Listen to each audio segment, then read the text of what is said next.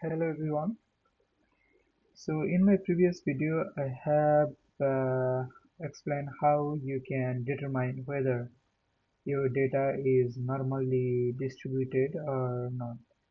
So today I'm going to show you how you can calculate the correlation of between the variable in your data. If your data is normally distributed, that is when you got the p-value less than p-value greater than 0.05, it means your data is normally distributed, and in that case you need to apply the Pearson correlation coefficient.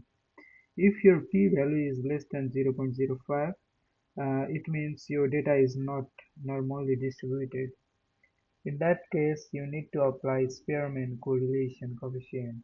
So to calculate the correlation coefficient, first you need to go to analyze here, and here is correlate.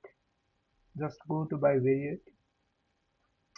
Suppose uh, I'm going to put EC and PH this time. You can also choose multiple variables at the same time. So this time I'm just going to click on the, since my data is these two values are normally distributed, so I'm going to click on Pearson. If these two variables are not normally distributed, you should go for the Spearman, this one, instead of Pearson. But this time, as these data are normally distributed, I'm going to choose the Pearson to test and just hit OK button.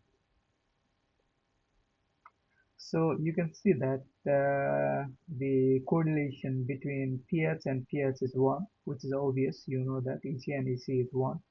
And pH and EC is 0.285 and yeah, 0.285, and the like this way you can also calculate the correlation between multiple variables at the same time. But before performing this analysis, you need to check whether your data is normally distributed or not.